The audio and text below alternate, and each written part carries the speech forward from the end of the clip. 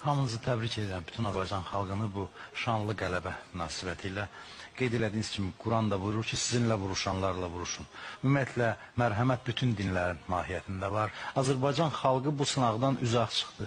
Bütövlükdə müxtəlif azsaylı xalqlar, dini inancları təmsil edən insanlar yumruq kimi birləşə bildilər.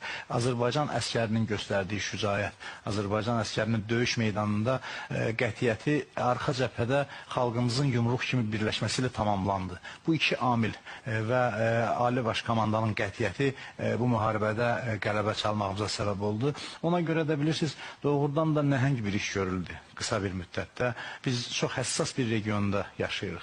Biz güclü olduğumuz üçün ədalətli mövqeyimizi qəbul etdirə bildik. Silah gücünü etdik, bəli. Quran da buyurur ki, insanları sülhə çağırın. Amma əgər razılaşmasalar, düşmən silaha sarılarsa, sizinlə vuruşanlarla vuruşun. Azərbaycan ordusu dünya hərb elminə bir görünməyən bir örnəklər təqdim etdi. Azərbaycan ordusu öz qüdrətini nümayiş etdirdi. Həm döyüş ruhu, ruh yüksəkliyi, həm də hərbi hazırlığı, ordumuzun döyüş hazırlığı bu savaşda özünü göstərdi. Yəni biz atəşkəs dövrünü hədər verməmişik. Biz atəşkəs dövründə həm diplomatik müstəvidə, həm hərbi istiqamətdə lazım olan addımlar atmışıq və biz mövqeyi, məqamı gözləyirdik və elə bir məqam gəldi çatdı ki, Azərbaycan öz ərazi bütövlüyünü bərpa eləmə imkanından tam şəkildə yararlandı və bu parlaq bir qələbəyə nail olduq.